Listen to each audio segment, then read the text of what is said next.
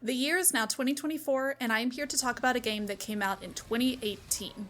Monster Hunter World. As any Monster Hunter fans seem to do, if Capcom just asks us nicely to go back and play one of their older games, the community just goes, sure! And it brings in a whole lot of attention and new players, which I personally love to see. So today's video is just a bit of a refresher course for some older returning players, and hopefully a helpful guide to the newbies looking to snag their first great Jagras. Let's talk about some smaller quality of life things first before we get into the heavier stuff. I personally play on controller, so my information here is for controller players. There are equivalent key bindings for PC, it just depends on what you've set them to. To start, there's going to be lots of repeating animations you're going to see throughout your time in the new world. For example, the handler picking up her book of quests, or even just looking at the quest board. You can speed up this animation by holding down R1. It may not seem like a lot, but when you're on the grindfest, ready to just hop into the next hunt, it feels like every second counts. There will be two other main animations that can be skipped using the same button. The different camera angles that show off the monster dying or being captured at the end of a hunt, and the cooking/eating by palicos. These can be skipped with the options button, whichever one brings up your main menu in-game.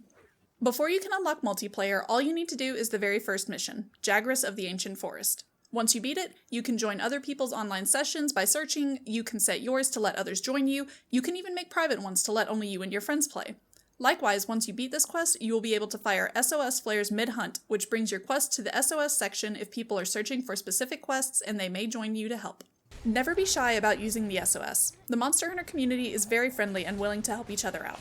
Even with this new game I just started, I SOS flare in case others want to join, and actually had the same player accidentally join me for multiple quests offering to help when he was way over-leveled. Speaking of which, many of your first hunts with a monster will include a cutscene of some kind. These missions cannot be joined right away. You must finish watching the cutscene before you can either have someone in your session join or fire off an SOS flare. An easy way to be able to tell when you can is this handy dandy pop-up box. When you see this, know that your quest is now joinable. You'll see that there are many weapons to choose from, 14 to be exact. Thankfully, you don't have to try these out the hard way. Go to your room and speak with your housekeeper. There you'll be able to access the training area where you can test out combos and really learn each weapon. That way you can have a better feeling about it before you go diving into a full hunt. There are a lot of NPCs in Astera, but you don't really need to speak to most of them. If you don't ever want to deal with them much, just speak to the ones that have the yellow exclamation point over their head. These people will give you missions to unlock new gear, or even upgrades to places like your botanist to let you grow more things, or the canteen to give you better buffs. Speaking of which, make sure to eat before every hunt up in the canteen. Different meals will give you different buffs, so make sure to take a look and see what you're consuming before just button mashing. Don't know what kind of buff you need? Keep up on your hunter's notes. As you gather more information about each monster, you speak to the ecologist to keep your book as up to date as possible. This will tell you what kind of element you need to use for the most damage, how to break body parts, and what kind of rewards you can get. Make sure to save after every single hunt. World does not have an autosave feature, so make sure you don't get your blinders on when you're going on a hunt for a specific monster part. Save, save, save. And the last but most important thing you need to know outside of hunting? Poogie. Pet Poogie before every hunt or you'll die. I don't make the rules. You can pick it up and carry it around. When it squirms in your arms or your controller vibrates, you can put it down and it'll dig and find you some little items all around Astera, including new outfits! Now, let's move on to more hunting matters. You don't have to go on missions in order to be able to explore maps. Utilize expeditions. They have no time limit. They are great for resource farming as resource points will refresh after so long. You can also fight a monster without fear of death counts or time limit, but the monster will eventually leave the map and you won't get any rewards. You will not get as many rewards as is from completing a fight in Expedition, but stakes are lower. It's all up to you.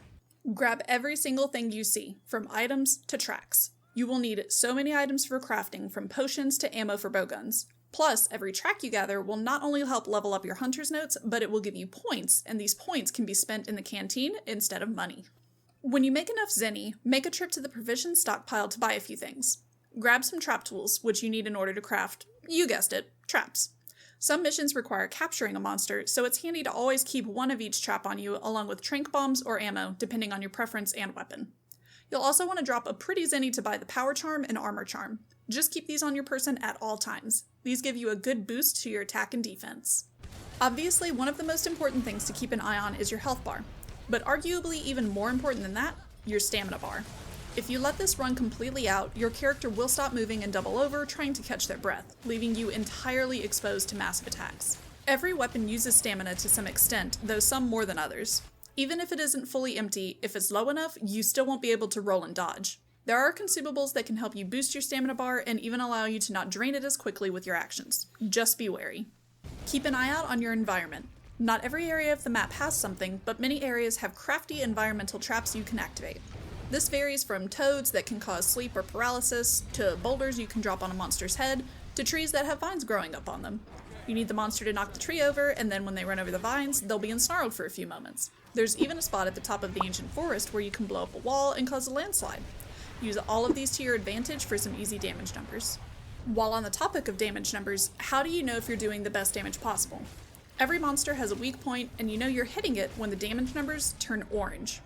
Different weapons do different types of damage and can affect a monster differently. You can't use a hammer to sever off a tail since it isn't sharp, but you can cause big stun damage if you focus on the head. Take things like that into consideration for making the fight go as smooth as possible. If you're near a ledge or slope, make sure you're jumping off of it or sliding down it to trigger aerial attacks. Doing enough big aerial attacks will trigger a minigame of sorts, mounting the monster. You will cling to its face, back, or tail and stab at it with your knife. While the knife is only doing 1 damage every time you hit it, it will wear the monster down, and so long as you don't run out of stamina, you will cause it to fall over and leave it prone to some good free damage. Keep an eye on the prompts on the top right, because sometimes you will need to move off of a body part if the monster slams into the wall. Sometimes it will tell you to brace because it is about to try to send you flying off. Pro tip: most of the time you don't need to brace, just move body parts. Moving will take a small amount of stamina each time, but it will make the mounting last for a shorter amount of time. The number one time you must always brace is if the monster does a huge jump. This is something that will come with practice, and it's easiest to get mounts with an insect glaive because it's mainly an aerial weapon. But this all comes back to watching that stamina bar. There are different things you can load into your slinger. Stones, bomb pods, flash pods, screamer pods, even dung. Yes, monster dung. There are so many more things too. Each one does something different, so learning them will take a little time, but something important to note about them. Ones like flash pods or screamer pods that directly affect how a fight can go with a monster has diminishing returns. When a monster is flying and you use a flash pod, you can send them crashing down to the ground and they will be temporarily blinded. The first time you use it, it will last for many long moments. However, the second time you use it, it will be in effect for a slightly shorter amount of time. The third time, even shorter. So on and so on. And that's just for regular monsters. When you begin to encounter elder dragons, you can only use it usually 3 times and it won't have any effect on them anymore, so you just have to be careful. Don't be shy with using your items either.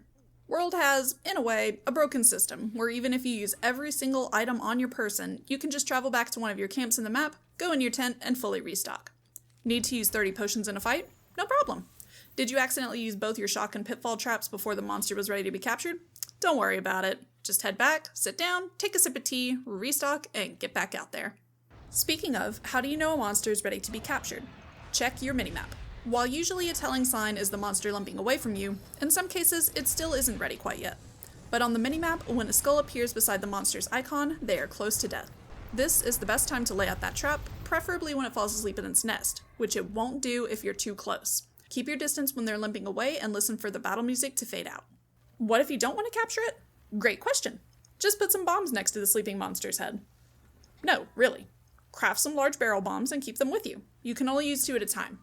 But if you're hunting with a full squad, that's 8 barrel bombs waiting to give your monster a rude awakening. These do great amounts of damage, and it can give you a very explosive screenshot of the final blow with the monster. There's really no downside here. I know that this was a lot of information, but once you have these basics covered, it applies to the entire game. The rest is really just learning monsters' movesets, gaining map knowledge, and having some reliable gear to get you through. There are a few things I didn't go into, mostly about your palico with the gear you can unlock and tail riders. If these are things you'd like me to tell you about, be sure to let me know. Are you a veteran hunter who noticed something important that I didn't tell our new 5th Fleet members about? Tell them in the comments so they can see it too. If you learned something new, I'd love it if you give a thumbs up on the video and follow us for any upcoming information about Monster Hunter Wilds that will hopefully release next year. In case you can't tell, we're immensely excited about it since we're here playing World again, just as Capcom asked. Thanks for sticking with me to the end, because as we all know, time is zenny.